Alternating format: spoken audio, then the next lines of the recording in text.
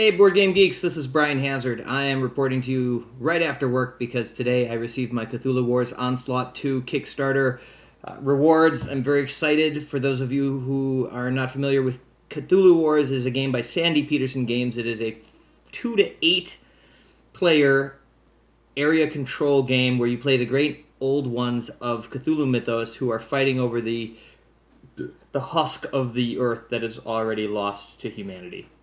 It's awesome. It's the Cadillac of board games. The pieces are huge. The game has 21 expansions available for it now after this Onslaught 2. I kickstarted at the $1 Tomb Herd level so that I could just get the upgraded components that sort of improve or correct the game. And I really did that just so that my friend Raph of Ding and Dent, shameless plug, can get those for his game.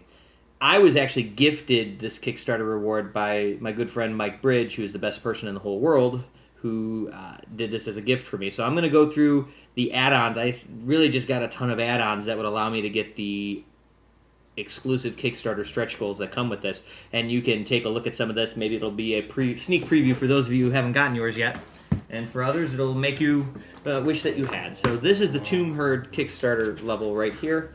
And with this, you get some updated trackers and ritual track, doom track, a little thicker, a little nicer quality, some corrected spell books for the ancient ones as they made some adjustments to them, and some adjustments to the some of the ancient ones that came in the base game as well.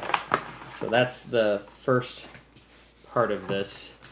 And then I'm not going to make you watch me try to put all this in the right order. We're just going to shove that back in there, like so. This also comes with, no, nothing, never mind. Other stuff. Some of the stuff I'm not 100% sure of how I'm supposed to use it or what they go to because there's so much of it, and it's kind of even hard to keep track of it all. So this is one of the stretch goals that you get, which is much improved, updated components, big, thick card stock for the ancient ones that came in the base game. Really nice. I like this a lot. New game smell. I love it. So that's what these are. You get one for all the major ancient ones. So that is this. Okay. What else? I'll tell you. I also got, oh, of course, the Omega Rulebook. So this is the Omega Rulebook. Truth be told, this is the second time I'm filming this because the first time I did it, I said all sorts of wrong things, and I had gum in my mouth that looked awful. Yeah, even the giant mustache could not hide the gum. Cthulhu Omega Rulebook. This is the biggest and most beautiful rulebook I've ever seen for any board game. Hard copy, beautiful stock, awesome art, as you can see there. Beautiful, fully illustrated. Has the entire core rules plus information on every single expansion available. So even though some of the expansions come with their own rulebooks, it doesn't matter. All the rules are here. I didn't see any typos in here, which is really nice and refreshing. And you know what I mean. There's plenty of that to go around. I also got... Where is it? Oh, yeah. So, one of the Kickstarter stretch goals is glow-in-the-dark ancient ones. So, all the ancient ones that came in the base game, plus all the ancient ones that are available as expansions in their glow-in-the-dark form. And as an exclusive, if you ordered, let's see, one of the Kickstarter exclusives, can't find it, I still don't have it, is Glow Cthulhu, of course. So, there you have Glow Cthulhu there with the Go to the Woods. And of course, Haster and my man Nyarlathotep, good old Gnarly. You see that? So all these guys are different colors, but they all glow in the dark. I can't report on that right now. I can't confirm or deny that, but I imagine that they do. Here is, I think this is Alanacha. I can't pronounce that. Here is the Opener of the Way, maybe? And here is the glow-in-the-dark Sleeper. And actually, speaking of the Sleeper, one of the things that Bridge got for me in order to get me up to enough add-ons to get all the stretch goals was the Sleeper expansion. The Sleeper expansion comes with the Sleeper, so his twin brother. Let's let's see him now, shall we? We open this up, so it comes with his spell books, his sleeper faction card, which I now have the upgraded version of, and the sleeper. So original sleeper, glow in the dark sleeper. They actually look almost exactly alike. They both look like angry Muppets mixed with cave trolls, something like that. So there's those guys. If you haven't figured out yet, Cthulhu Wars, everything about it is over the top. This is the size of a normal mini that you would see, 16 millimeter, 22 millimeter. I'm not sure, but standard mini for a game, right? There's that, and then here's Cthulhu next to him. So his wings don't even fit on my screen. I have to back up. Yeah, like that. So everything is absolutely huge and beautiful. That's why I call it the Cadillac of games. Did it need to be? These is completely outrageous. None of this needed to be that big. But who cares? That's what makes it, part of what makes it so amazing, and arguably so popular with people. So that was the sleeper expansion. That bridge got me. Let's try to close that up. I'm not doing a real good job on the closing of things. But wait, there's more. There's more stretchy Kickstarter-y type goals that you got with this. Oh wait, what's in here? I think more glow-in-the-dark ancient ones. Yes, this is glow-in-the-dark King in Yellow. Glow-in-the-dark, Ithaqua, the Windwalker, he's there. I also got, let's see here. And as a Kickstarter stretch goal for all of these ancient ones, cards and abilities and spell books that allow you to use each one of these ancient ones as an independent, great old one that can be recruited by anybody in the game. So, yeah, completely out of control there. Yeah, see all the peoples there. Beautiful. So you've got this, and you've got their spell books, and you've got more. We're not done. You've got gates. Do you have the gates? I got the gates. So the gates replace the little cardboard circles in the game. So in the regular game, let's just show that, right?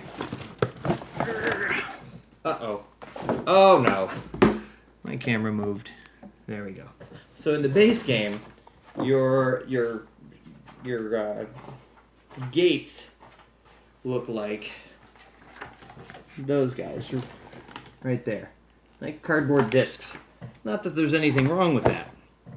But why not replace cardboard discs with big, beautiful, stone-looking gates that are awesome. And Dark Young, the big figures that are supposed to be able to control gates, they fit in there.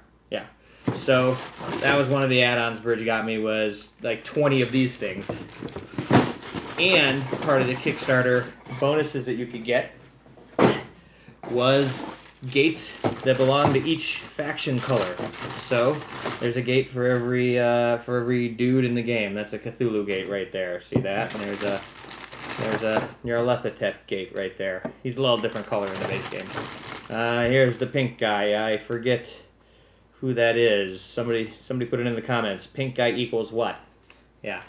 So, and they also included some rules called the color in the gate, I think it's called, which changes that each of these gates have a different ability that kick in every turn. A d6 is rolled, and they have different abilities that happen based on what's rolled, and each one of them has different abilities, in case you wanted more to keep track of.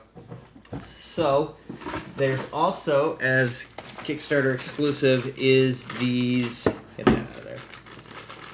These minis are designed so that you can create your own faction. Part of the stretch goals are PDF files that allow you to print out and create your own spell books and a faction card for your own faction. So you've kind of got like this Herbert, what's his name? The Reanimator? Herbert West? Is that his name? Yeah, so I think that's him. And then you even have a couple of sculpts that are just cool and are like collector-y sculpts. I'm redoing it. It's better. There's more things on the table. That's Jenny. It's my imaginary wife. And also, I picked up these battle dice. The battle dice were available in the original Kickstarter game. So in this game, a 6 is a kill and a 4 and a 5 is a pain. So these dice have that for a kill and that for a pain. And people complained with the base game that what if you were playing Nyarlathotep and you needed to do 1,000 forms And there are no numbers on this dice. So another thing that they've included as a Kickstarter stretch goal is the special dice for all the different factions. So there's your 1,000 forms. There's your yellow sign. So if you wanted to be dropping the scourge markers or the... I don't remember what he calls them. I'm terrible at this. I should know these things. So you have all that. I already mentioned those. Okay, last but not least, the Yuggoth map. This is one of the other expansions that Bridge got for me so that I could get all the Kickstarter exclusive stuff. And this includes a giant map of Pluto, or what we know to be Pluto, or what's left of Pluto, or something about Pluto, and which has a giant green pyramid on it, which is inhabited by the Watcher, which will come out and kill you. And there's brain cylinders, Mego brain cylinders, which you can trade your cultists for brain cylinders. And brain cylinders have 0 combat, and I don't know what they're for.